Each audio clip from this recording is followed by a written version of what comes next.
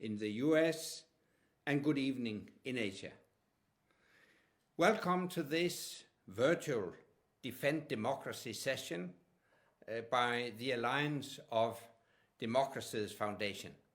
I am Anders Fogh Rasmussen, chairman of the foundation. Since the onset of the corona crisis, we have moved our engagement to a safer and virtual presence in this series of Defend Democracy events. Still, the need to defend democracy is even more important than ever. The breakout of the pandemic has only exacerbated the themes we address in the foundation. We witness democratic backsliding, exploiting the outbreak. We see China aggressively promoting the authoritarian model as the solution. We also see China use disinformation on social media on the origins of the virus. And we see China curb democracies like Taiwan's voice in the international arena and choke the life out of Hong Kong's remaining liberties. Today's event focuses on how democracies can deal with China, US and European perspectives. It is one of the big topics of the 21st century.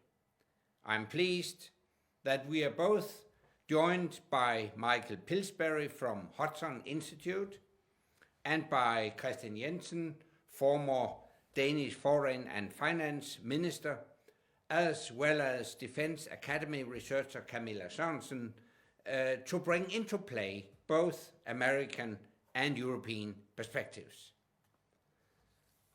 Let me mention that I'm thankful to the US Embassy for partnering with us on this topic.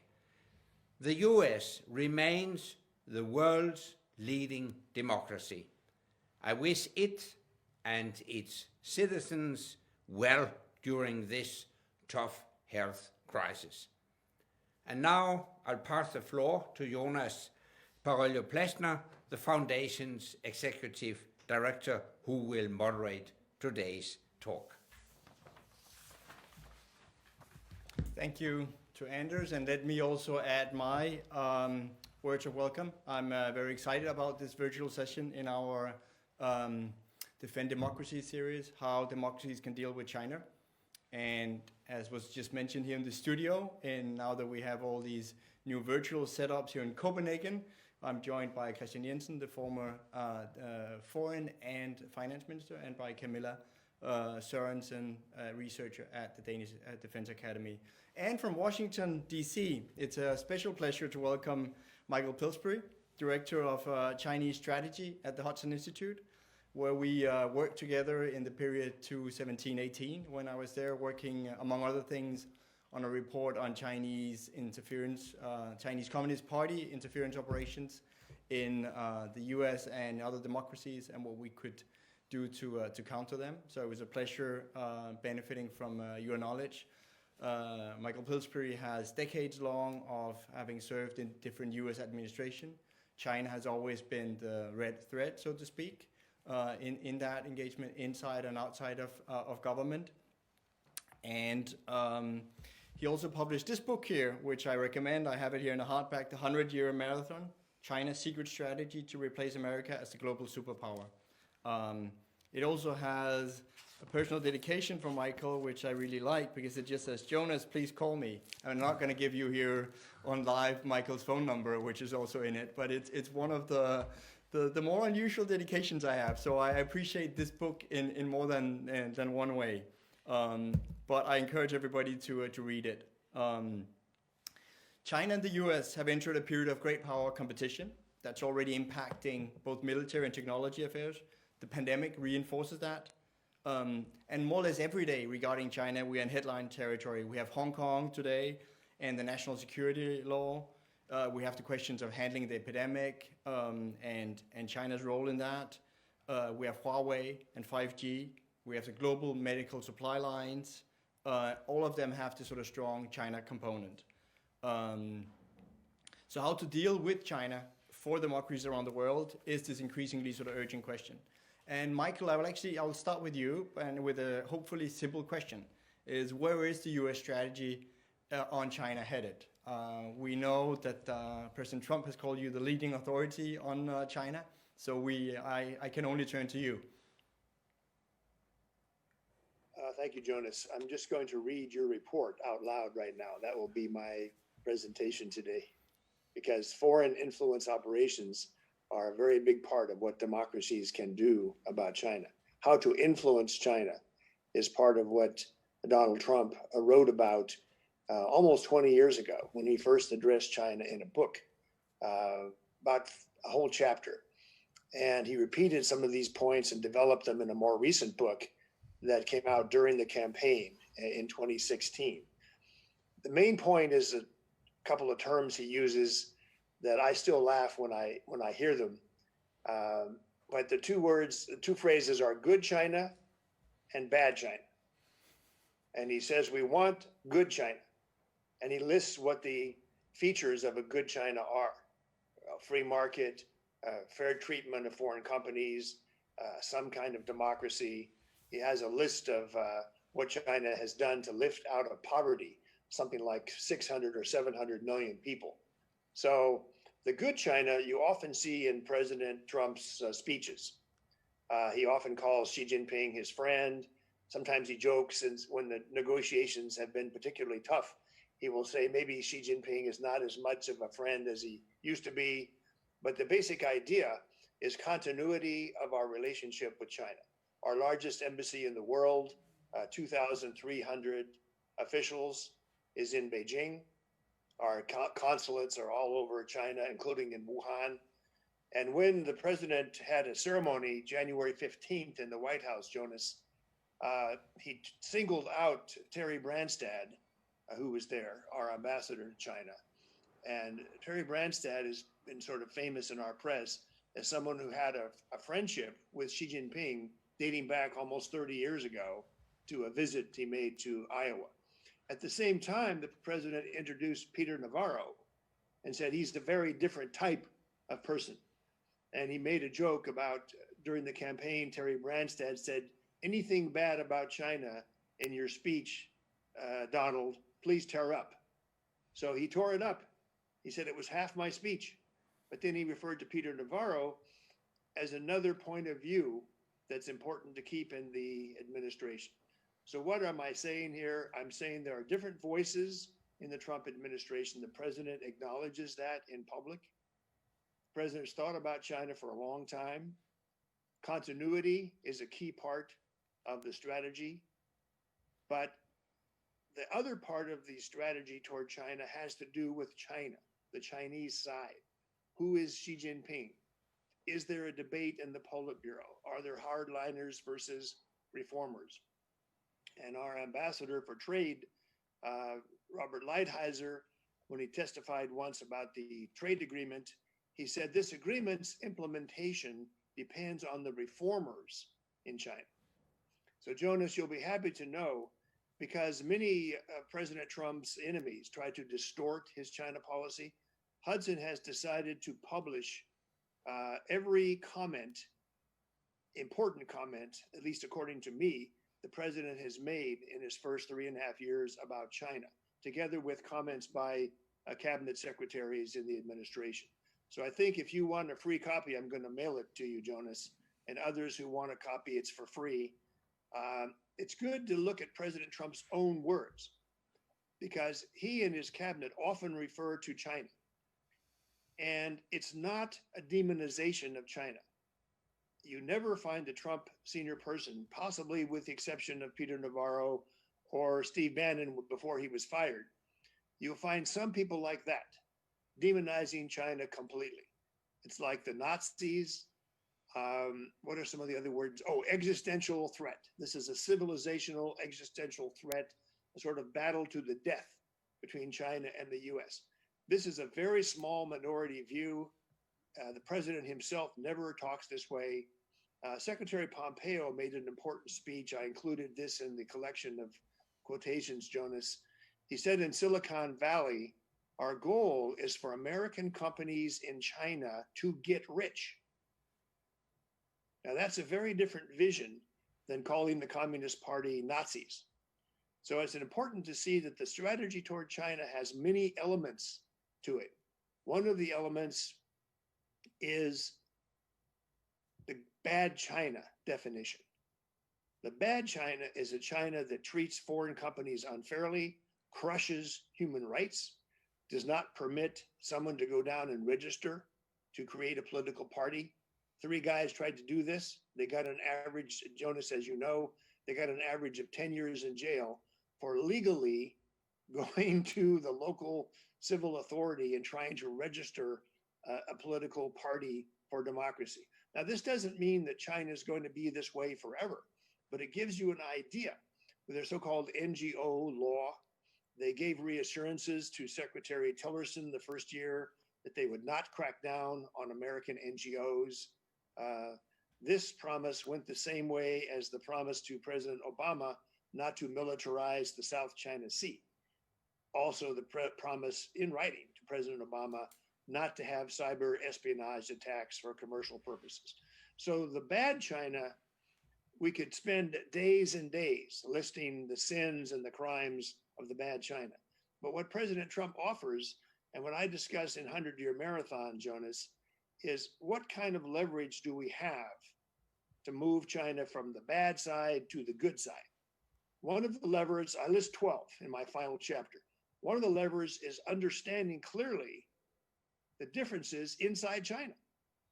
The reformers, the really crude hardliners, the people in between, and putting names. You can usually tell a good China expert, Jonas, if he or she actually uses names of Chinese authors or leaders, not mispronouncing. We have many Americans who say Xi Jinping or some other, they can't even pronounce the leader of China's name when he's been in power 8 years, let alone list specific people. Wu Jinglian. Wu Jinglian is a 90-year-old economic reformer in China. He's on Wikipedia. He's written 3 books in English. Put your hand up if you've ever heard of the key principles of Wu Jinglian. The Club of 50, the Club of 50 Economists, formed 10 years ago, has a website, has annual meetings, 50 Chinese economists who want reforms. Put your hand up if you know the head of the trade delegation dealing with America is one of the founders of the Club of 50 Economists, Mr. Liu He. Yes, the vice premier who deals with us is a founder of the Club of 50, which is a strong advocate for reforms in China. So that's how I tell China experts, from good ones, good China experts and bad China experts. Bad China experts talk about China. The Chinese are cracking down in Hong Kong. The Chinese are running rampant in the South China Sea. They don't know the names of individuals. They can't describe the debate in Beijing. I have the impression from President Trump's speeches and interviews and tweets, he knows individual Chinese leaders. He knows the differences in their debate. So if we're going to have a strategy, which I strongly support, of the world's democracies approaching China, then I think we owe it to ourselves to do a good diagnosis in advance. What are we dealing with in China? Should we really keep on saying China? Or even Xi Jinping, when we don't really know what his views are sometimes, he flip-flops, if you will. There's a very famous debate in China over should the market be the decisive force or not. Sometimes it appears in official documents. The free market in China should be the decisive force. Other times, when you're talking to the hardliners or reading their documents, no, the market is subordinate to state control. You look at the question of state-owned enterprises. There's been a very rich debate that began with a World Bank publication called China 2030. A very rich debate. That document was co-authored with Chinese reformers, government officials. It laid out a plan for the Chinese economy, largely decreasing state-owned enterprises decreasing intellectual theft. It's a move toward the good China, if you will. People who sign China 2030 or who like it, that's a group. It's a very positive development. But in the past decade, the other side has tended to dominate the discourse, keep the state-owned enterprises, call them national champions, praise them, give them more allocations, and even more sensitive in terms of bad China, have Chinese intelligence services steal technology for them and get Western capital for them. Basically, European countries and us, we've been blind to how much capital and technology have we fed to bad China that could be placed under more careful monitoring. This actually goes back, I have a whole chapter in the book, Jonas, this is my last point. I have a whole chapter in the book on the origins of Chinese strategy. There are basically two origins. One are concepts from the Warring States period, 2,500 years ago, a strong stress on if you want to overthrow the old hegemon, don't tip him off in advance. Use deception, induce complacency, build a coalition, then pull down the old hegemon. This happened 5 times during the Warring States. The second sort of thread of Chinese thought comes out of the early 1980s, when the World Bank, IMF, quite a few Nobel Prize-winning economists were invited to China to create a new Chinese economic strategy. Part of it is the state-owned enterprises, the dinosaurs, would be converted into the world's largest corporations with the help of the World Bank and floating their shares on the New York Stock Exchange and in European exchanges too. So this worked beautifully.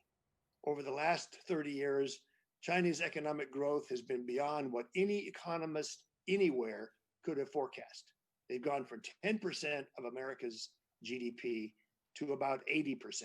This creates the challenge of China today. Jonas, as you know, if they were weak and poor, there wouldn't be a conference today on how the democracies can deal with China. They're not. They're one of President Trump's points in the campaign, and quite recently, I think 11 times he said this, China is about to surpass America. If I weren't here as president, it'd be happening right now. Now, this view is very different from the majority of China experts of the world who focused on China's weakness. China's going to collapse. The Chinese even have a name for it, Beng Kui Lun. Beng Kui Lun is collapse theory. China's going to collapse for sure, fairly soon. One estimate was 2012. That author has apologized. He was wrong. His book was called The Coming Collapse of China. President Trump has a very different view. This is a worthy economic challenger. So we must pay very close attention to Chinese politics and Chinese views, and in some sense, not give up the dream that that democracy will come to China someday. But it may be a long time from now, Jonas, when you are 100 and you're perhaps calling me at last, as my dedication to that book asks you to do. Thank you very much.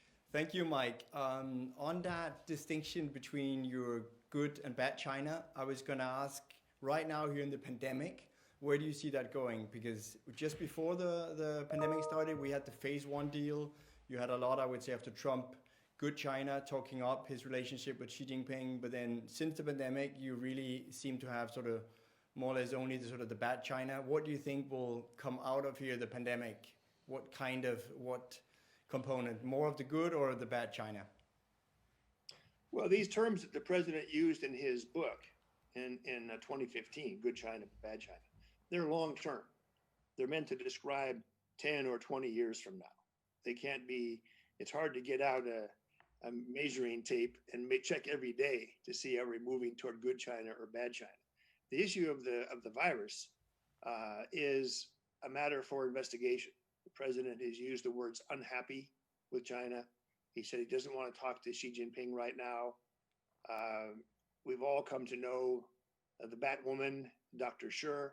The world has come to know that American government funds were used in contracts with the Virology Institute to check on gain of function, that is, make the viruses that Dr. Scher had in her library to make them stronger, make them more transmissible, make them more lethal in the quest for a vaccine. So the French helped to build this institute. The Canadians are involved. We were providing funds. It's brand new. It's only about 3 years old. So there's quite a bit of mystery about the origins of the virus, not to mention how fast the Chinese government informed other people. Dr. Fauci has said on the line that he was on the phone immediately in January. Because why? The CDC of America helped to create the Chinese CDC. We created their epidemiological unit to check for outbreaks of viruses. We were deeply involved in a government-to-government way with the origins of this virus.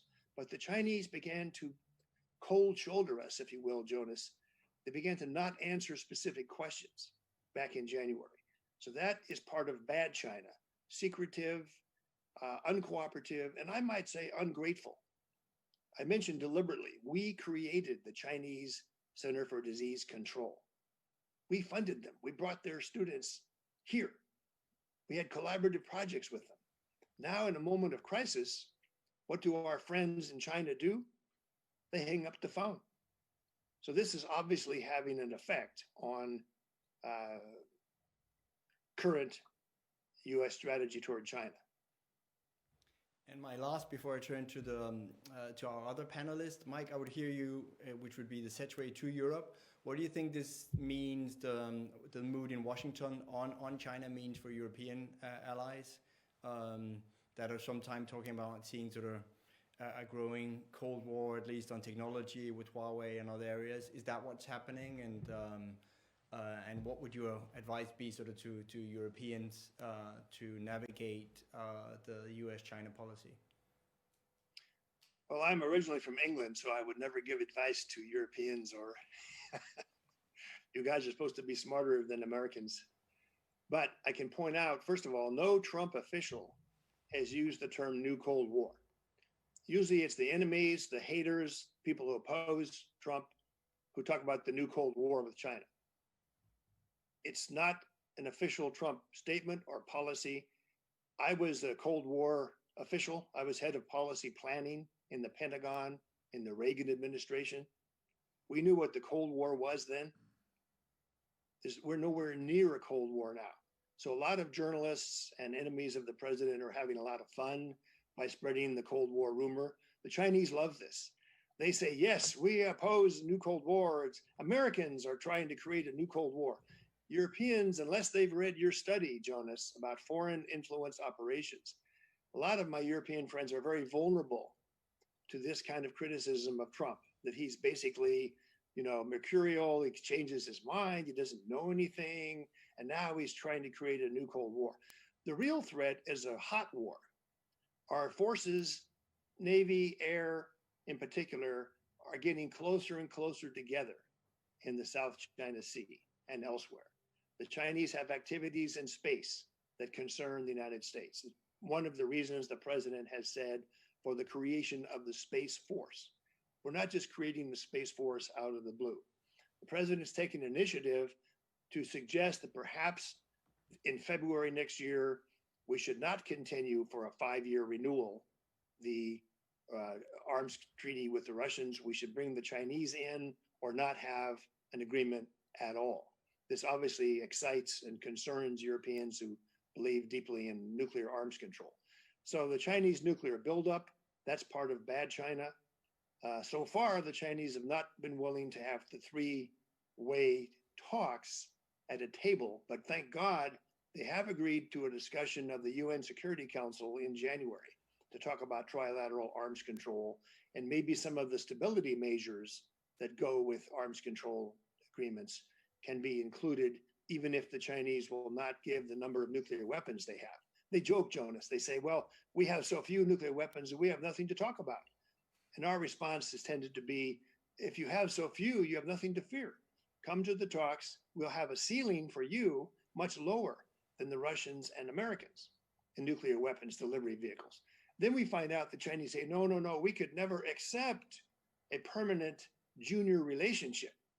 someday when you Russians and Americans come down to our level, they use their hands sometimes, then we can have trilateral nuclear arms control. So I count this in the category of bad China, but slightly optimistic, moving toward good China. But we'll see if we have these Security Council talks or not. There's a number of other military issues that concern me a great deal. Thank you, Mike. Thank you. I'll turn now to Christian Jensen. As I mentioned earlier, our former foreign minister, former finance minister. You've, of course, also in your career, also a long-time politician with the Danish party Venstre, the Liberals, and worked with China and of course also the US. So I wanted to sort of bring you in and maybe still use the sort of the terminology of Mike Pillsbury with the good and the bad China. And your own observations from dealing with China, both on commercial relations, which are really important for Denmark, but also then on values, that we increasingly see China sort of being, with the EU as well, that last year made a strategy paper talking about China as a systemic rival. So there's, of course, a values question that is increasingly clashing. But I wanted your thoughts on these questions. First of all, I think it's important to remember how unique the last 75 years has been. 75 years where US and Europe, when we've stuck together, has been able to shape the world in our image. If you look at the institutions, the WTO, the UN, the World Bank, the IMF, they are created on our values, the way we see the world, and the rest of the world has come along when we have said, let's go in this direction. And Europe and the US had went together. What we see right now is that other countries are beginning to form a strategy, perhaps not a 100-year marathon, and certainly not secret anymore, but to create a strategy where they want to have their values and their way of life to have more maneuver room. You see that with China, you see it with countries in Africa, you see it with India, who wants to come on and play a role on the world scene. So what Europe and US had for 75 years is no longer unique. We need to fight for it. And looking back over the years, I think that Europe has had a very optimistic approach to China. We thought that if we could help China develop, grow their strategies, they would be more and more the good China. From the Danish side, we have helped set up the Human Rights Institute at the University of Beijing. We worked together with anti-corruption legislation. We worked together with the environmental legislation. So we have worked with them in deep to see a pattern coming up where we could have a more and more positive, a good China coming. What we didn't see as well was that perhaps the Chinese government were more interested in building up their own capacities than getting to take our way of life and our sense of democracy and human rights and take them into the Chinese way of living. So what we have seen is that the technologies developed who could be a great platform for democracy can also be a great platform for suppression and surveillance of Chinese, and for that matter, of Americans or Europeans. When we thought that the Olympics in Beijing would form a huge number of Chinese who see the world and learn more language, it wasn't a step forward in order of Chinese taking in European values. It was more a step of getting them to take the best of our knowledge and take it into their production. And therefore, what we've seen is that where European state leaders from Germany, France, the Netherlands, and from Denmark has rushed to China to be the first to have trade agreements, we now see more and more China as a systemic rival. And if Europe do not come together to form a platform where European companies can have the strength to deal with and compete with Chinese rivals or American rivals, then we will be the continent left behind. I think it's natural that a large country like China has an interest of spreading its influence in the countries around them. And when Europe and US are drawn back, we leave a gap where China can try to influence its neighbors. We see that in the South China Sea in a very aggressive way. We can see that in Africa, where the Chinese investments are way above what we see from Europe and from the US. And we can see that in other ways. The gap we have given them because we in Europe are dealing with our own problems and the US has a president saying America first, that gap is being filled out with China and China's influence. So in my view, we need to lean more forward and try to take back that gap and try in that way to bring forward the most positive side of the good China. Thank you, Christian. Let me also just add, because I can see them on my phone coming in, that we are of course also on Facebook Live, we are on Twitter Live, so do ask questions on these platforms as well, then we can bring them into the debate as well. We did also on Twitter make a small poll where we said if Europe had to choose between the US and China, what would you choose? And there are only two options. It was like the US or China you could choose. And so do also vote on that, and we can sort of try to poll people's attitude on that. I think it was overwhelmingly the US when I looked, but this might change after I announce it here publicly. So do also chip into our debate in that way. I'll now turn to Camilla Sørensen, researcher at the Danish Defense Academy. You have it's a strong Danish-China hand, followed Chinese debates, and as Mike Pillsbury is saying, this is really what we need to understand sort of different debates inside China. I think that's also one of your sort of high marks, but I wanted your thoughts on this. I think I will maybe kick you off with a terminology that comes from the US national security strategy, the great power competition that we also see between the US and China and what that means for us, but also your insights on where you see Beijing going. I mean, I think most of us often have Xi Jinping now as the sort of paramount leader, and there's no more debate, and he decides everything, and maybe there's more to it.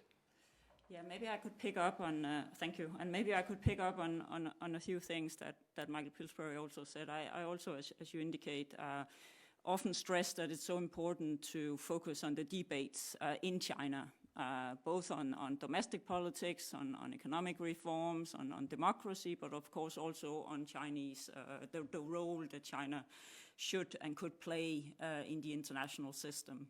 So maybe with that I could give a few insights on how this great power competition is seen in China and especially developments in current months, in the last months following the COVID-19.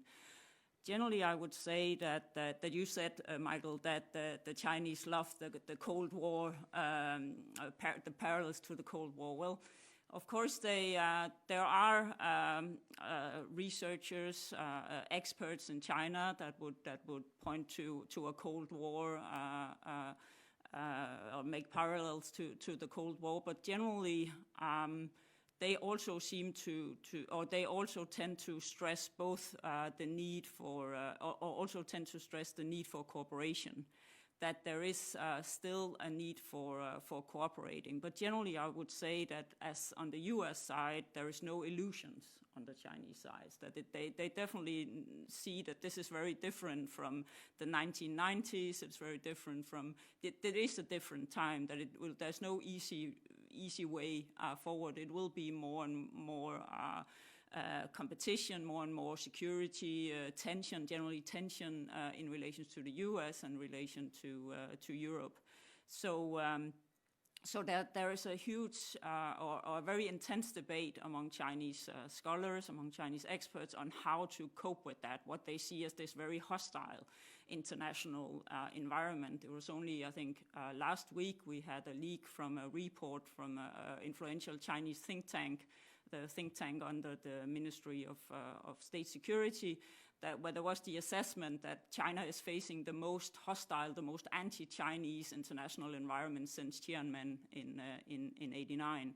So there is no illusions. There's a big awareness of the really difficult task ahead. And when they look at Europe, a point we also talked, I think that there is generally also no illusion of them, making Europe pick China if they had to pick in a US-China, as you kind of indicate. but they are very focused on trying to promote a more neutral stand in Europe, or at least trying to promote the voices in Europe that try to argue of Europe finding their own strategic autonomy or their own place in this US-China rivalry. And therefore, we've seen the Chinese leadership actually trying to accommodate some of the European criticism, the European concerns in relation to China, especially on trade. So I think we've seen that already, and we'll continue to see that they try to be very accommodating, especially to avoid, as I indicated, the EU totally choosing to push what at least the Chinese see as a very confrontational US policy towards China. Because that is, of course, also part of it. You Michael, in your talk, you kind of indicate that there is both competition and cooperation from the US side, from the Trump administration. But this is not how it is seen in China, and especially not in recent months. There is a lot more of seeing it as a very confrontational policy and as a very and as an effort even to undermine the Communist Party. So they are reacting very strongly to what they see as efforts to undermine the Chinese Communist Party, Hong Kong, Taiwan, all these things we could think into that overall assessment, you could say, from the Chinese side. So, and another point I want to make, if I can just have time, is that you also indicate that there's a lot of also U.S. China scholars always underlining that China is also still weak, right? So I will support that view, because I think we often tend to overestimate China's strength. I think it's still the case that the Xi Jinping, the Chinese leadership, are mostly concerned about the domestic challenges, the domestic agenda. And at least now, especially now after COVID-19, the challenges they face domestically are huge. The economy is now, for the first time since the Cultural Revolution, you have a negative economic growth, or negative no growth. You have increasing unemployment. Almost 100 million new is unemployed due to the COVID. The whole migration population is now 300 million in the migration population. So it's huge challenges there, and a lot of tension, a lot of social unrest. So to deal with that, they need the economy, to turn the economy. For that, they need the whole upgrading, the whole reform of the economic model. And for that, they need cooperation, they need stability in the international system. So there is at least something to hang a more positive analysis of the way ahead, because continued conflict, tension in the international system will not benefit dealing with the domestic agenda. Thank you, Camilla. I will want to ask the panel about a sort of pressing issue of the day that we've touched upon, but only briefly, Hong Kong. I think we can both use that to sort of test a little bit US and European responses.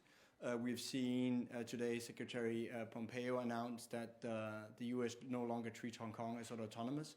I mean, what's the background is China introducing the national security law into sort of Hong Kong territory, which has otherwise been under this formula of one country and two systems. So it enjoyed sort of much more freedom.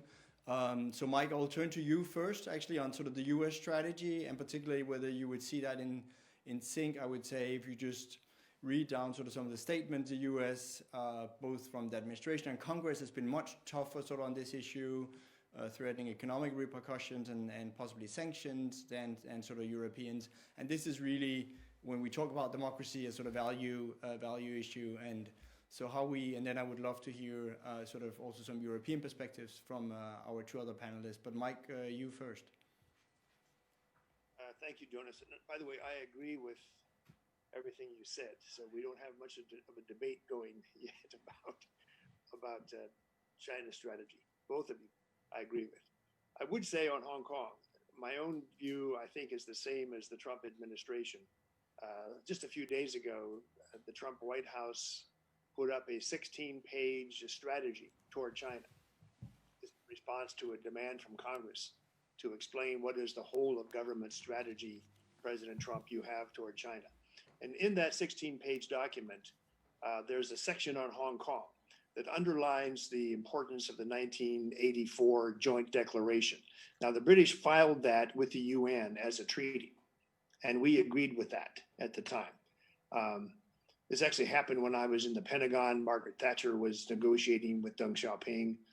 The details of the 1984 agreement and its status as a treaty placed China in the position that this new national security law that passed Thursday in Beijing, that it could be a treaty violation. Now that's very serious. I think one thing Europeans and Americans agree on is the rule of law, and especially international law and international norms.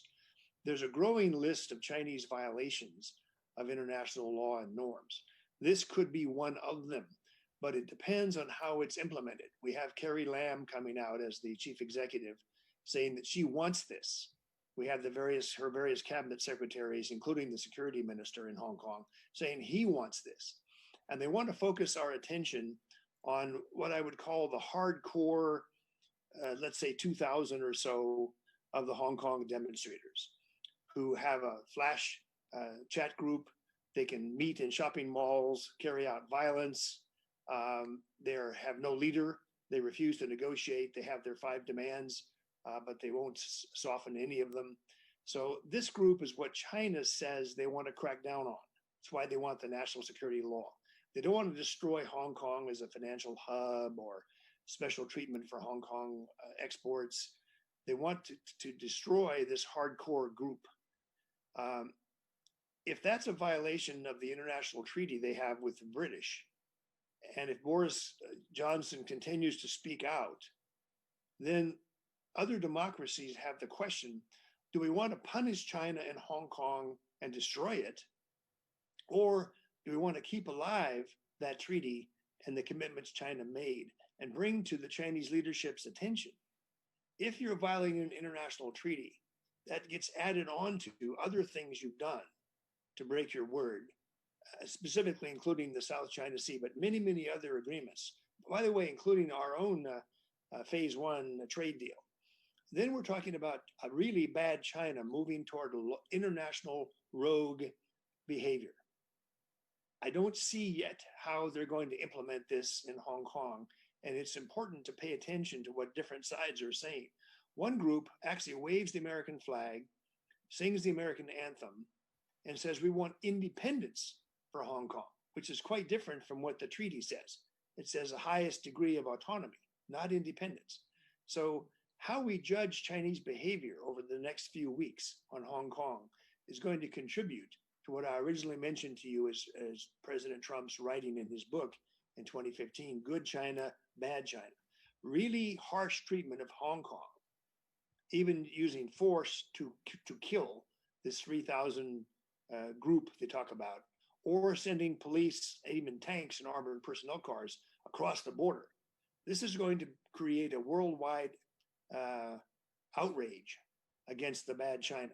But I think we don't quite know yet why Carrie Lam and her team in Hong Kong say they're so much in favor of this. We also don't know what will be the rule of law and the Hong Kongers wearing the British white wigs, when they have their trials. Does this national security law crush and destroy the rule of law in Hong Kong that was guaranteed for 50 years? We don't quite know. Secretary Pompeo's statement is an annual report he owes to Congress, whether he can certify a high degree of autonomy. It does not implement anything yet.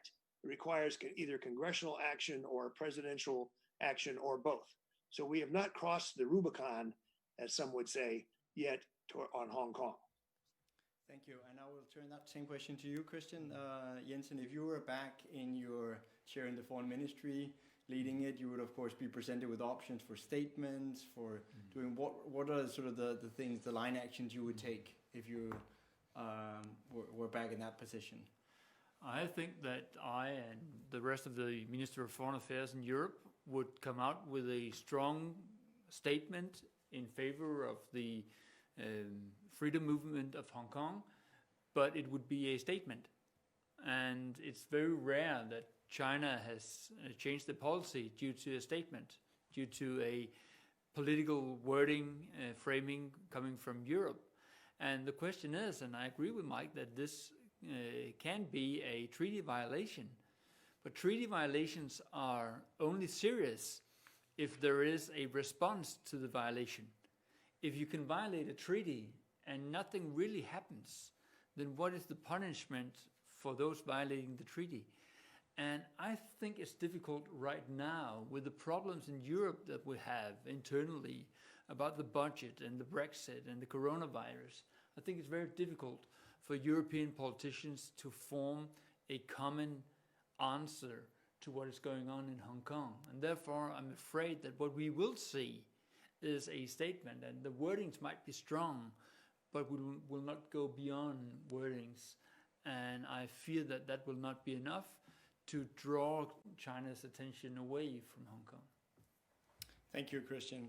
Let me now try also to get some of our questions also here from different viewers, here from Winston McLeese. As Mr. Pillsbury has pointed out, there's a clear difference between the good and the bad China. Similarly, not all policy is overly executed. What should the Western response be to potential satellites of soft power, such as the Confucius Institutes? Camilla, maybe you want to start with that? Well, I think in general the response is to have our to do our homework, right? To be very clear on what we can accept and what we cannot accept. I don't think it should be, all out, no cultural exchange, no research exchange, but there should be a very clear assessment of what is a good thing and what's a bad thing. So a more Where does Confucius Institute yeah, fall in the good or the that's bad China? that's of course there's been a lot of debate, and I think again there generally I argue against making these broad generalizations. So I think it's difficult to say that all Confucius Institute is a bad thing. So can you set up at the different European universities, different European partners, can you set up some rules, some regulations that the different Confucius institutes or different Chinese institute that you cooperate with should follow? For example, that they shouldn't be allowed, to dictate what should be taught and not taught, that they shouldn't be allowed to decide who should come in and give lectures and who should not give lectures. So there is like a kind of a clear set of rules that they all agree on before you go into these corporations. I think there's still a lot of benefits in cooperating with the Chinese and having the dialogue, in also having Chinese young students coming here. So I think we shouldn't just close it down and say we should no longer do that because there are risks. Of course there are risks, and we should be very clear of the risk and see if we can manage them by setting up rules and regulations, etc., etc. Thank you. Let me add in another here question, which is more on the trade side, initially from Peter by Kierkegaard on the trade deal, Trump's phase one deal.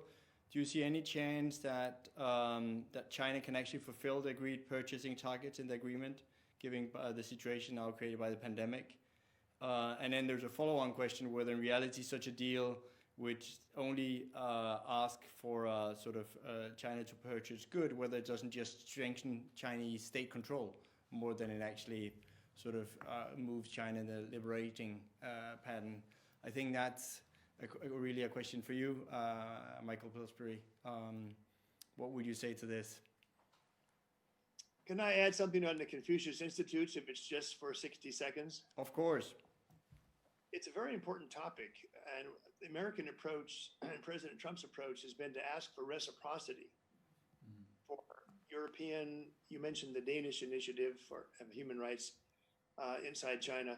Konrad Adenauer Stiftung has had a program for almost 20 years.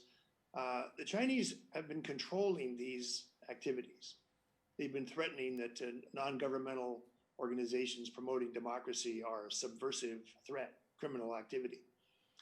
This is very important to challenge the Chinese, that if we're going to let your Confucius Institutes operate around the world, as well as other activities, Jonas, that you describe in great detail in your report on Chinese foreign influence operations, if we're going to permit that and Europe is going to permit it in Europe as well.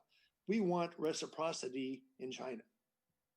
We don't currently have a mechanism where European democracies, ourselves, the Indians and Japanese, can all get together and compare notes, if you will, on progress, on democracy, best practices, what works, what doesn't work. I'm advocating that. Seems to me it's part of your democracy summit to think about what has worked and not worked in China. Can we collaborate and share notes, including what some allies inside China have to say? We have a very small democracy program in China ourselves. It's about $50 million a year.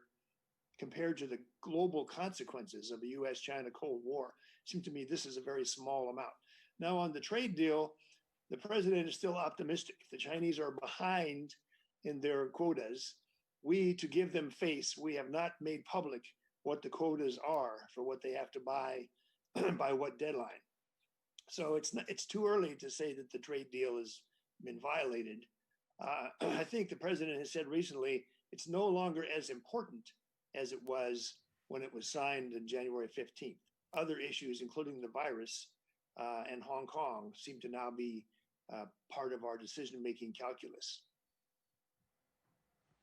Great. Here I have a question from a viewer in Finland. I wonder, should we develop vaccines for the potential viruses from bat, at least now that we, the world, are operating, gaining knowledge?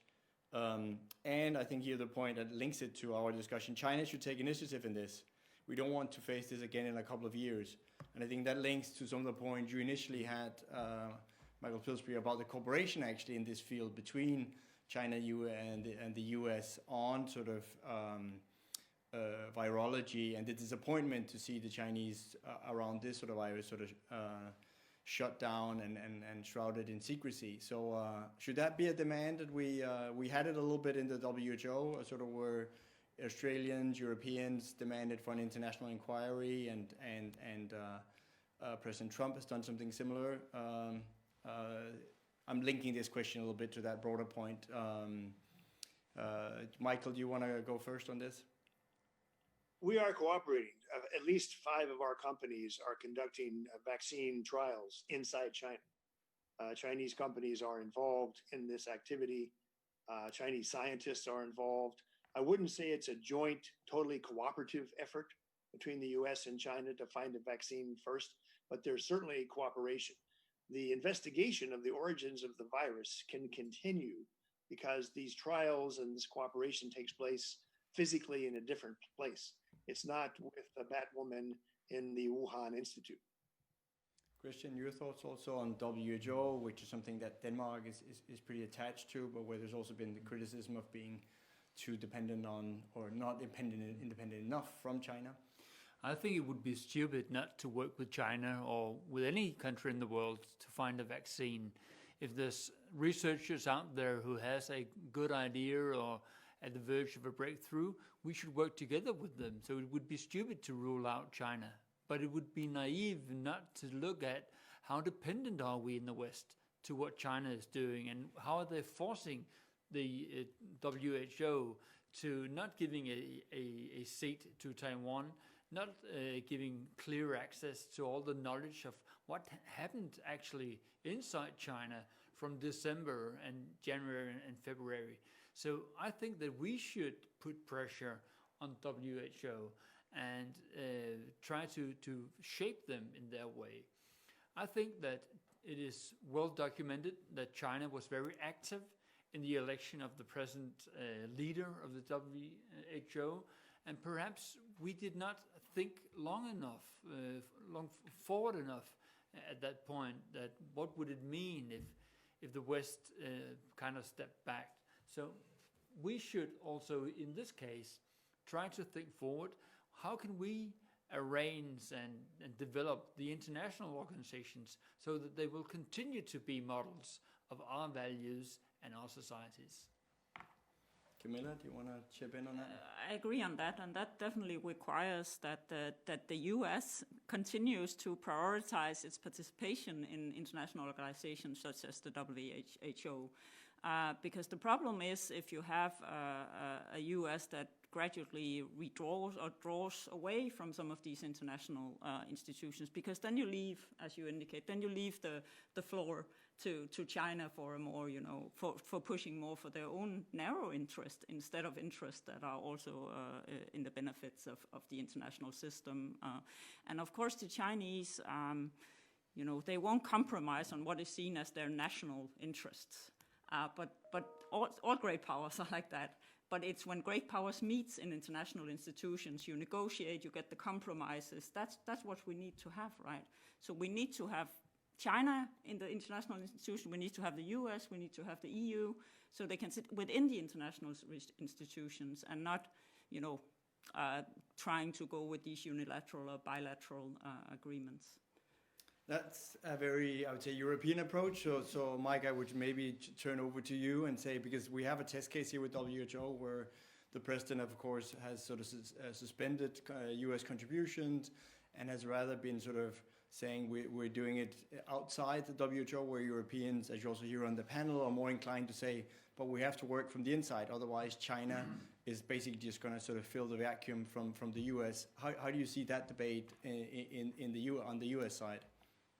I think President Trump has a strategy toward the 15 UN specialized agencies, of which the WHO is only one.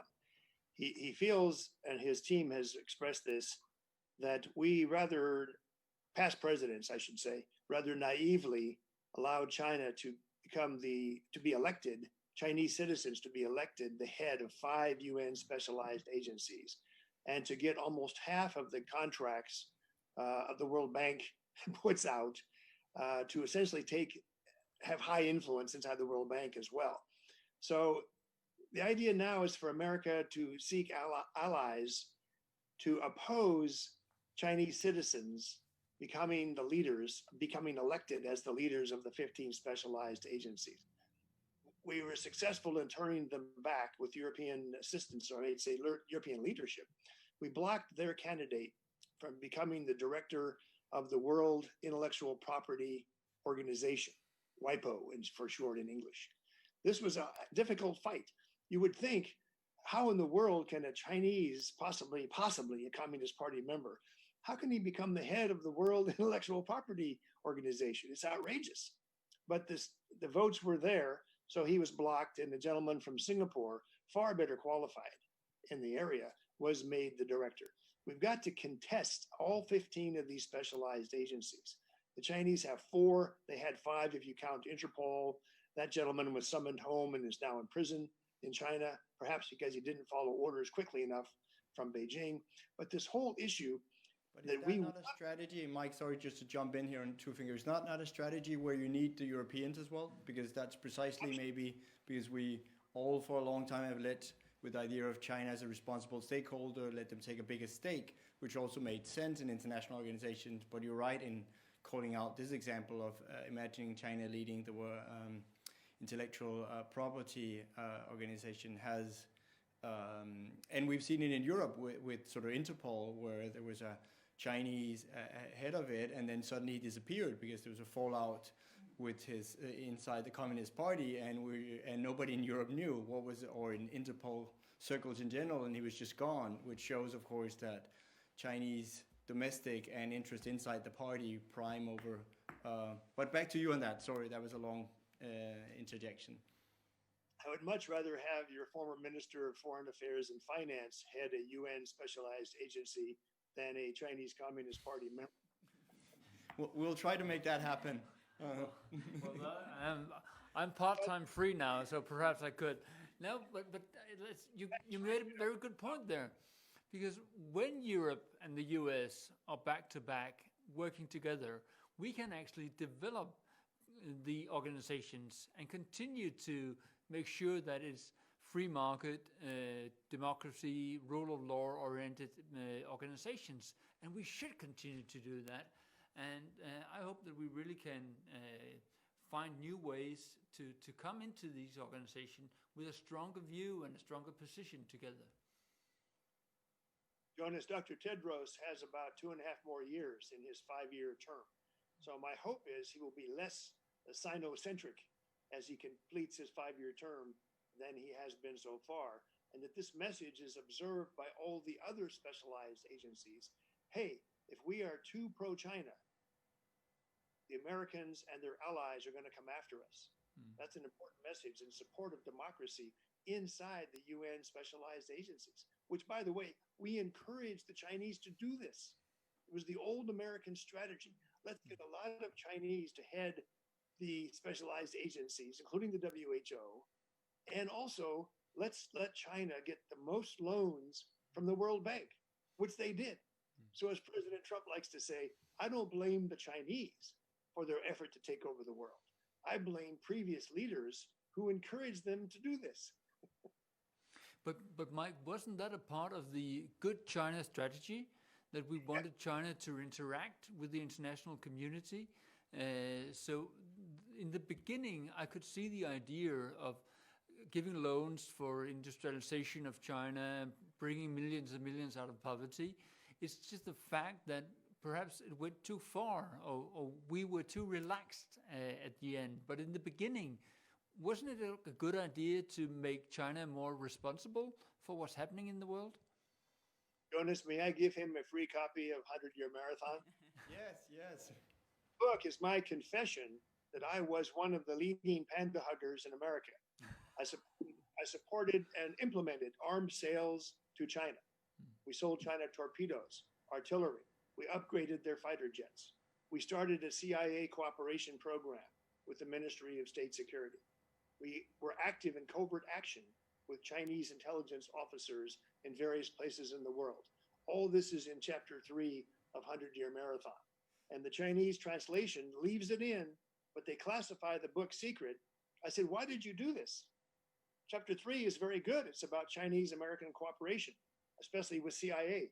The Chinese general told me, no, the Chinese people are not ready to know this cooperation yet. But your thoughts, Mike, on Christian's really good question of like, so when did this go wrong, so to speak, in the sense of where was it too much, and what should have been sort of the alarm sign of saying, hey, we are actually giving China too much space. It was to give them space in the international because they are a growing power. Different people awakened at different times to the existence of bad China. Some still believe in it. Some have not changed their minds at all. Most, I think, have changed their minds, but maybe their hopes still are that we can get back to a good China somehow. That's where a democracy summit and cooperation, sharing best practices, that is an optimistic approach, which I support. I have not given up that the hardliners will control Xi Jinping's decisions forever. I think the reformers are fighting back. But what breaks the hearts of the reformers is when we in the West, we democracies, demonize China. That means we demonize everybody in China, including the ones who should be seen as our allies. That's what I think is our challenge, is for consultation among democracies, is how to do this. I remember asking the Konrad Adenauer Stiftung gentleman who spent many years in China, how did your cooperation with China go? Well, at first it was good, but now it's bad. I said, did you ever talk to the Danes or the French or the British or anybody to compare notes? He said, no, the idea had never occurred to him. So we don't have a joint democracies approach to how to get back to the good China. I wish your democracy summit could be the first meeting for that, Jonas. Thank you, Michael. And with that, we are running out of time on today's session. Unless Camilla, you wanted a last remark? No, I agree that there is a lot of benefits in trying to strengthen, I think especially the European countries, a joint information sharing strategy on China. And we see, as you also indicated, Jonas, we also see that the new EU-China strategy that came out in March last year definitely had some much more comprehensive and realistic assessments of the challenges and the opportunities that comes with a stronger China, economically stronger, politically, militarily stronger China in the international system. So definitely continuing down that road, I think, is a way forward. Great. Well, but I want to, from here, thank all our panelists, both the ones that are in Washington, D.C., and have joined us in the morning time, the ones here, Christian Jensen, Camilla Sørensen, here in Copenhagen in the afternoon, and of course all the viewers out there that have been asking good questions, have been engaging on our different social media platforms and listening along. As you can see from the background, we are sort of in the warm-up to the Copenhagen Democracy Summit that's going to take place the 18th and 19th of June. It will, of course, in the current situation, be in a virtual version.